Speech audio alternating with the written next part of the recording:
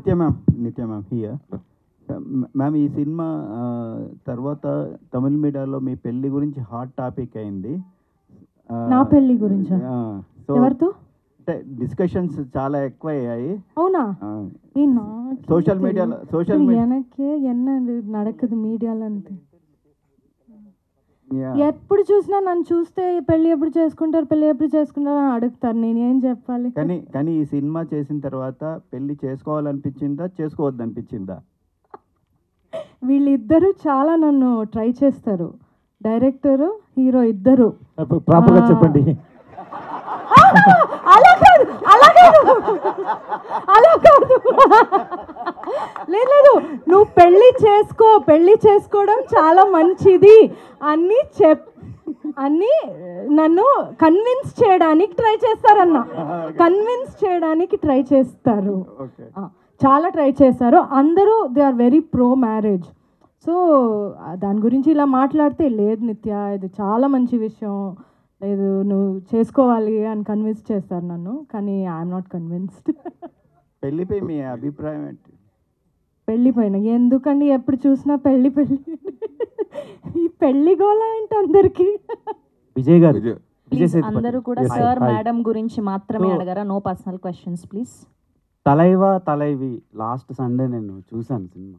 మీరిద్దరు కొట్టుకుంటుంటే విపరీతంగా ఎంజాయ్ చేశారు ఆన్ స్క్రీన్లో. సో అంత గట్టిగా నిజంగా కొట్టుకున్నట్టు అనిపించింది. ఆన్ సెట్లో మీరు ఏమైనా సఫర్ అయ్యారు, ఇంజూర్ అయ్యారా అని? Yeah, she hit that she threw that. Sir, you said no, it didn't hurt you. But seriously, and then ఇంకా ఒక ఫైట్ ఉంది అలా, ఇక్కడ బ్లడ్ వచ్చింది నాకు.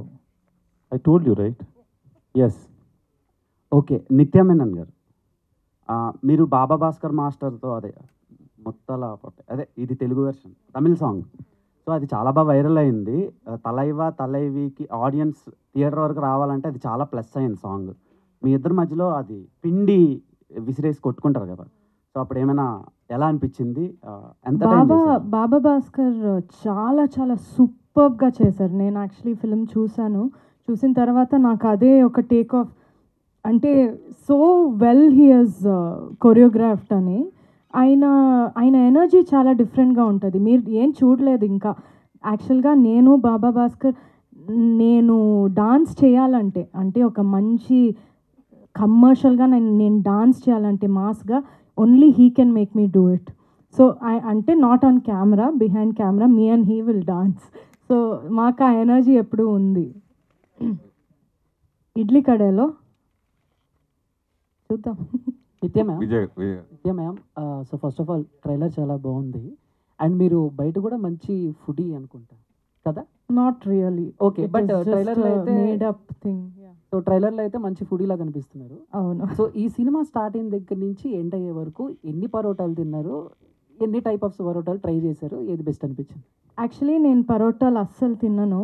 నేను లైఫ్లో తినలేదు అస్సలు, నాకు నచ్చదు, నేను తిన్నాను. ఇక్కడికి వచ్చి ఆల్సో అది కొంచెం అన్హెల్తీ అని తెలుసు కాబట్టి నేను అది తిన్నాను. కానీ ఈ ఫిలింలో they made me eat it.